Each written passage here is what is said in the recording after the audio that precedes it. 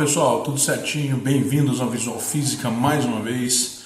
Eu sou o professor Clayton e hoje a gente vai tirar um tempinho para falar um pouco sobre os fundamentos básicos da cinemática. Sabe aquelas definições que às vezes a gente esquece, às vezes dá aquele branco? Então a gente vai falar um pouquinho dos rudimentos lá da cinemática. Tá belezinha? Aproveitem o vídeo, segue aí.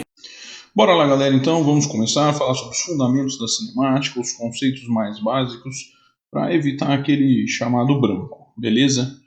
Bom, antes de tudo, vamos lembrar, né, qual é a função da cinemática. É a parte da física que estuda o movimento sem se preocupar basicamente com suas causas que deram origem ou interferem nele.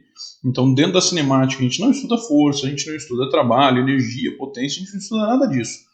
O nosso foco está nisso daí, ó, no movimento dos corpos, tá? No seu efeito de deslocamento, em quanto tempo isso aconteceu, se foi acelerado, se não foi. Tudo bem? Bom, vamos lá.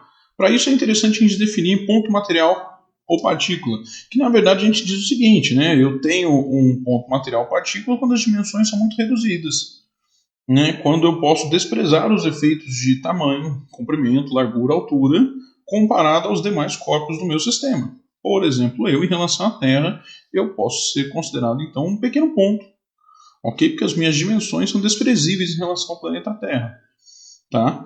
Já o planeta Terra pode ser considerado um ponto quando comparado ao Sol. Por quê? Porque suas dimensões são desprezíveis em relação a essa grande estrela. Ok? E oposto a isso, nós temos o que a gente chama de corpo extenso, que é quando as suas dimensões não são pequenas em comparação às demais dimensões dos corpos que participam desse fenômeno. É literalmente o oposto do que nós chamamos de ponto. Que aí eu estou citando como exemplo, né, um carro dentro de uma garagem. Né? Tudo bem? Maravilha, então, dada essa diferenciação, é importante que a gente, a partir daí, nos demais exercícios, a gente fique sempre atento. Bom, e o que é movimento? O movimento é quando a posição entre os corpos em um certo referencial varia com o tempo. Tudo bem? Então dá uma olhada ali, né? Isso daí é caracterizado como movimento? Bom, note que o passageiro no interior do ônibus está em movimento em relação a um observador fixo na Terra. O camaradinha está ali olhando, bonitinho, e está participando de várias locomoções, várias modificações de posição ao longo do tempo. Tudo bem? Tá belezinha? Em contrapartida, né, o que seria o repouso? O repouso é quando a posição entre o corpo e o referencial não varia no decorrer do tempo. Percebe que eu estou usando a mesma figura. E agora, o que eu posso falar? Eu posso falar que o passageiro no interior do ônibus está em repouso em relação ao próprio ônibus, ao próprio motorista, às outras pessoas que estão dentro do ônibus, e assim por diante. Por quê? Porque a sua distância em relação a essas pessoas é sempre a mesma, ou seja, a sua posição em relação a esses demais referenciais permanece sempre a mesma enquanto o tempo passa. Tudo bem? Então, sempre dizemos que o movimento depende do referencial. É sempre possível que você encontre ao menos um referencial que você esteja em movimento e ao menos um referencial onde você se encontra em repouso. Então vamos lá. O primeiro exercíciozinho ele diz assim: enquanto o professor Clayton escreve na lousa, letra A, o giz está em repouso ou em movimento em relação à lousa? Justifique. Bom, essa aqui é muito fácil, né? Enquanto o professor está escrevendo, o giz muda de posição em relação à lousa constantemente, caracterizando isso como movimento em relação a ela. Beleza? Já no item B, olha lá. A lousa está em repouso ou em movimento em relação ao chão? Ou seja, em relação ao solo. Justifique. Bom, a lousa não muda de posição em relação ao chão, estando, portanto, em repouso em relação a ela. Óbvio que se de repente eu chegar lá com a marreta, dar uma porrada na lousa, a lousa cai, aí ela entrou em movimento. Então você percebe que eu preciso de condições favoráveis para que aconteça o movimento e também para que aconteça o repouso. E aí no item C, a lousa está em repouso ou em movimento em relação ao giz? Justifique. Bom, lembrando, né, que os conceitos de movimento eles são simétricos. O que significa isso? Que se o giz está em movimento em relação à lousa também está em movimento em relação ao giz.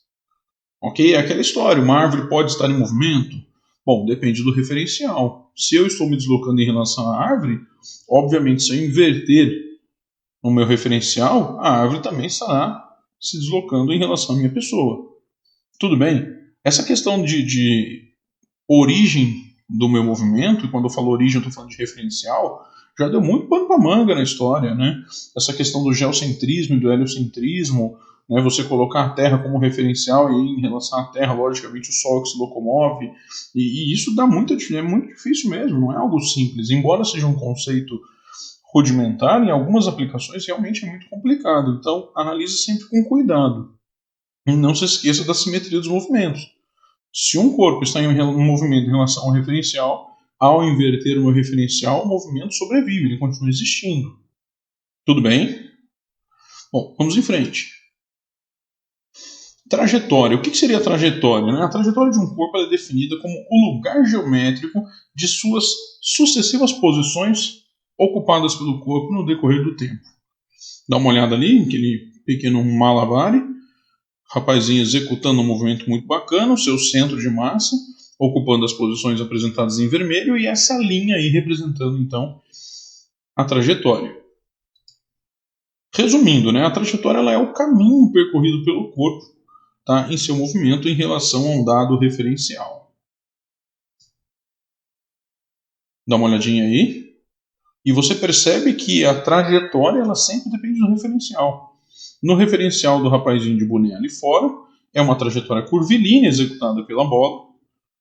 Em contrapartida, no referencial do rapaz que está em movimento, junto com o móvel, ele percebe uma trajetória retilínea ali do objeto que executa uma queda. Então, sim, a trajetória também vai depender de onde você está olhando e como você está observando o sistema. Beleza? Bom, instante e intervalo de tempo.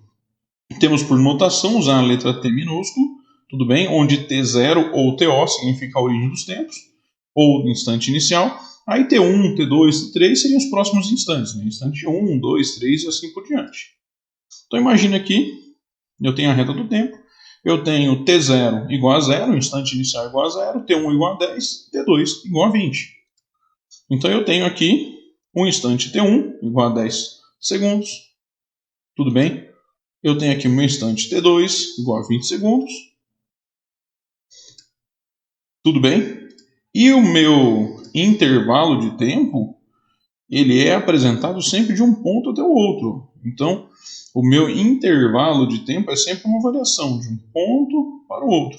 Lembrando que os meus instantes são sempre, basicamente as variações da minha origem até a outra posição, quando a minha origem representa 0 segundos. Beleza? Vamos lá, continuando aqui. A duração definida por 2 instantes de tempo é sempre chamada de intervalo de tempo. Como que a gente faz para representar isso? Nós chamamos de delta. Delta, variação. Tudo bem que seria um T, um instante qualquer, menos T0, um instante inicial. Nada impede de você trabalhar sempre com 2 instantes de tempo distintos, tudo bem? Como T3 e T2, T15 e T84, enfim. Nada impede isso. Tá? Delta, então, significa sempre um menos o outro. Então, naquela mesma reta, como supracitado, temos aqui então ΔT igual a T menos T0, um instante 2 menos o instante 0, valendo então 20 segundos, que coincide com o valor de T2, como já citei também. Beleza? Nada impede de eu estar analisando de 1 para 2. Beleza? Bom, lembrando, a unidade de tempo são várias. Eu posso estar usando segundo, posso estar usando minuto, posso estar usando hora. Beleza? Mas qual que é aquela que é mais simples de se analisar? Qual que é aquela que é mais fácil de se obter? Tá? Bom, lembrando, uma hora tem 60 minutos, um minuto tem 60 segundos, uma hora tem 3.600 segundos. As subdivisões de segundo para baixo são sempre na casa de 10, 10, 100, 100, 1000, 1000 e assim por diante. Porém, dividir a hora em minuto, eu tenho que dividir em 60 partes. De minuto para segundo, de novo em 60 partes. Não é algo tão simples de se fazer. Por mais que pareça bobo, vamos dividir em 60 partes e não em 100 partes. Isso dá um nó na cabeça na hora de fazer uma análise. Por essa justificativa, então, o segundo faz parte do que nós chamamos de sistema internacional. Tudo bem? Que seria, então, a unidade padrão utilizada dentro da ciência no mundo inteiro. Espaço é aquilo que determina a posição da partícula ao longo de uma certa trajetória. Tudo bem? Posição essa dada pelo comprimento do trecho da trajetória compreendida entre a partícula e a origem dos espaços. Como assim? Vamos lá, mais uma vez, temos uma reta, agora não mais de tempo, mas de posição. Tudo bem? Lembrando, né, que quando a gente está falando de posição, a gente pode ter o seu sinal positivo ou negativo, depende para onde eu estou indo em relação ao meu referencial. Então eu posso ter menos 10 e posso ter 20. São dois exemplos de espaço, são dois exemplos de posição. Perceba que a posição 20 indica que da origem até naquela posição vale 20 metros. A posição menos 10 indica que da origem até aquela posição vale 10 metros em sentido negativo. Tudo bem? O que seria o deslocamento escalar? Não é a diferença entre os pontos finais e iniciais de um certo espaço dentro da trajetória, chamado então de ΔS, que seria a posição final menos posição inicial. Olhando aqui mais uma vez, tenho aqui 3 valores e ali está o meu ΔS. Quem é minha posição final? 20. Quem é minha posição inicial? 0. Então nós teremos 20 menos 0, que vai dar 20. Mesmo esqueminha, como dar uma testada, diz assim, ó. Pela manhã de certo dia, o professor Clayton fez uma caminhada, partindo do marco 10 km e chegando ao marco 50 km. Qual o deslocamento escalar executado pelo professor Clayton? Bom, vamos lá. ΔS, S menos S0. Desta forma, o que a gente tem? Posição inicial vale 10 km, e a posição final vale 50 km. Logo, aplicando a equaçãozinha, teremos então posição final 50 menos posição inicial igual a 10, totalizando um ΔS de 40 km. Esse então foi o deslocamento escalar executado. Tudo bem? Tranquilinho, né? Vamos ao 3, que diz assim: o Bob Esponja, dos desenhos animados, sabia que o Patrick estava a 50 km de distância. Bob Esponja quer saber qual é a sua posição inicial se o Patrick está sobre o marco 50 km. Olha lá, ΔS, S menos S0. Dessa forma, então, S0 eu não sei. Eu sei que ΔS vale 50 e o S também vale 50. Bem simplesinho, né? Então fica 50 igual a 50 menos S0, logo S0 igual a 0 km. O que significa isso? Significa que a posição inicial do Bob Esponja é 0 km, significa que o Bob Esponja é o referencial desse movimento, caso ele exista. Tudo bem? Para quem não sabe, aí estão os nossos citados no nosso queridíssimo exercício.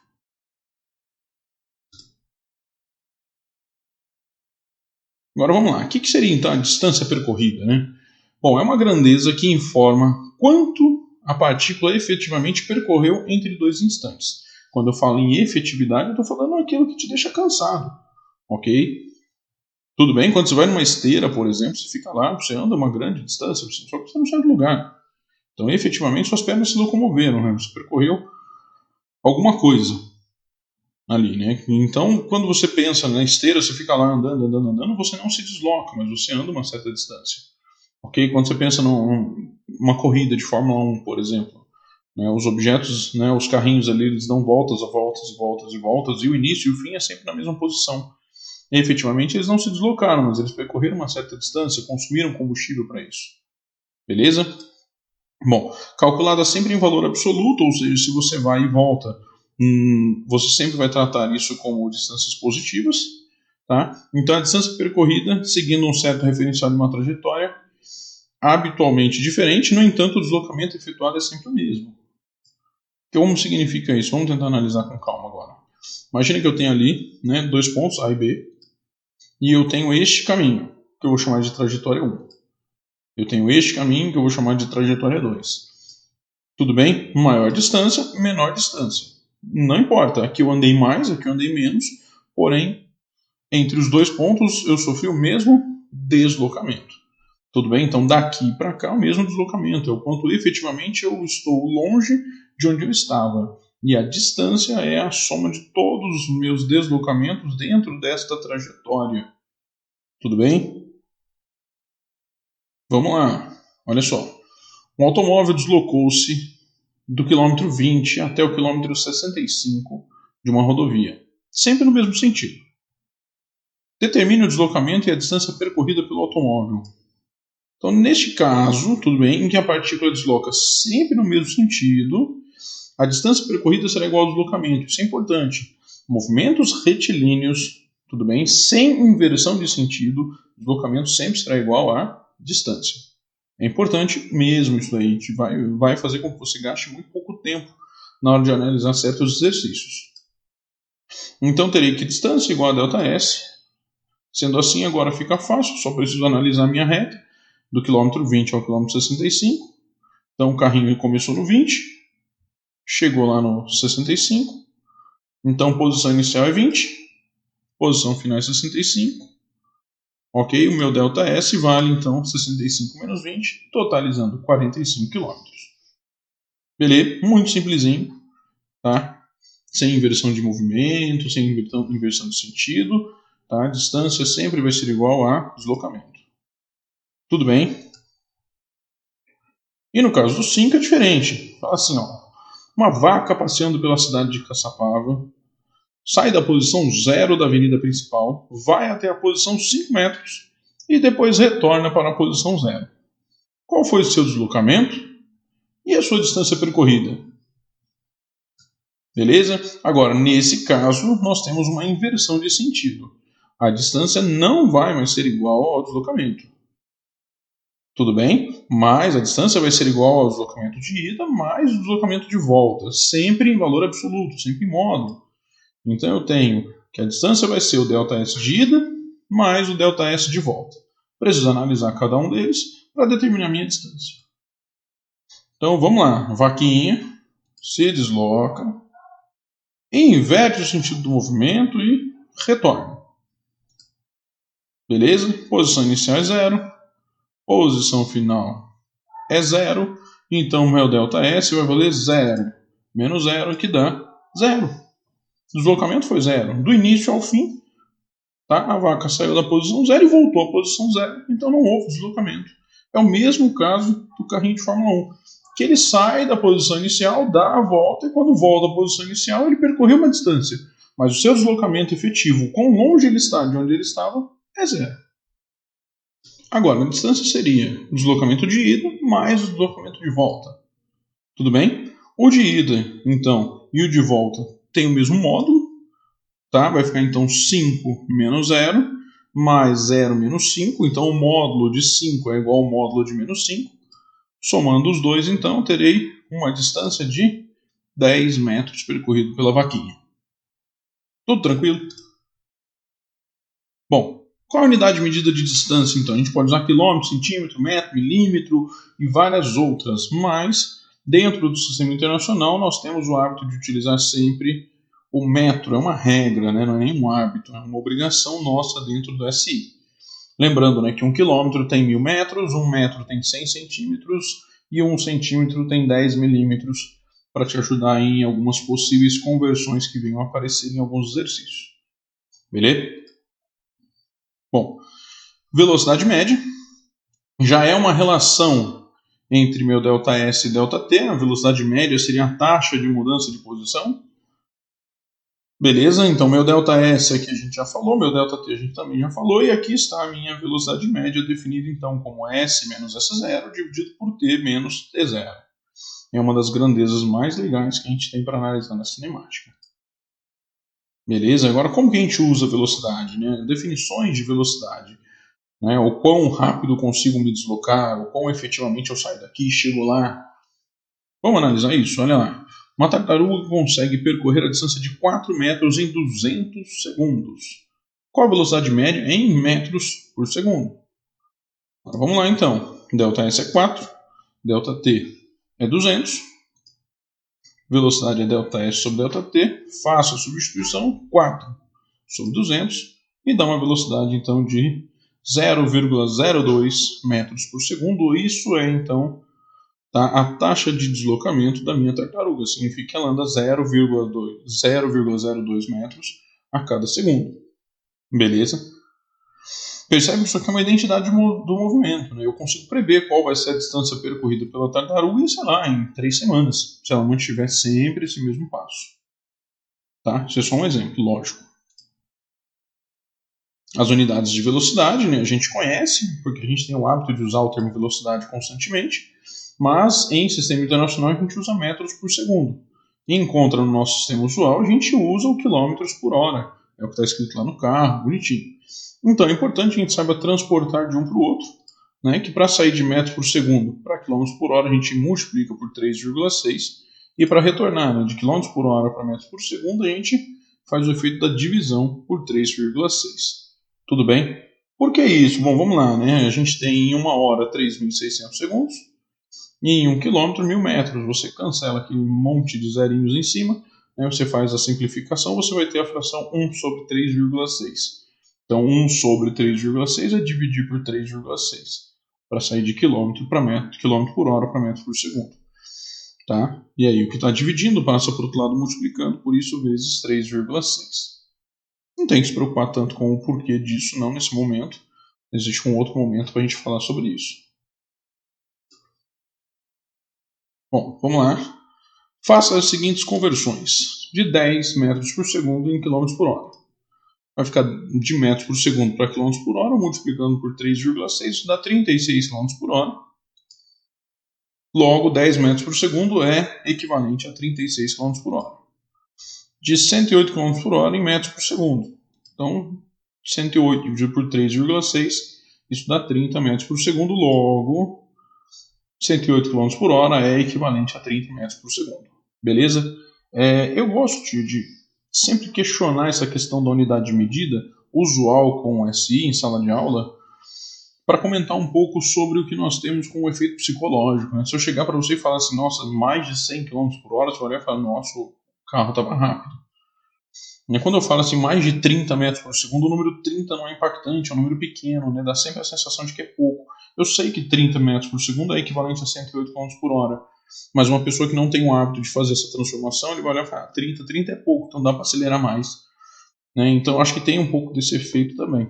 Eu gosto muito do sistema internacional, é muito fácil de lidar, muito fácil de trabalhar, mas o sistema usual também é importante, né, para que a gente consiga ter aí uma comunicação mais simples. Tá? Num vídeo futuro aí a gente vai falar sobre energias, e lá eu vou falar um pouco sobre, por exemplo, né, o porquê a gente usa quilowatt-hora na conta de luz e não joule. Tá? E é mais ou menos nesse mesmo esquema, a facilidade de comunicação. Lembrando, né, que sempre que você adquire um conhecimento, seu conhecimento é para fazer com que você seja uma pessoa melhor, não para que você se diferencie das pessoas a ponto de não conseguir mais conversar com elas. É o contrário, é para que você tenha condição de jogo de cintura suficiente de se comunicar com todos. Por isso, o seu sistema usual está aí. Beleza? Bom, é isso aí, galera. Espero que tenha sido legal para vocês. Qualquer dúvida ou qualquer sugestão, entre em contato comigo. Estou sempre à disposição. Beleza? Abraço para vocês e até a próxima.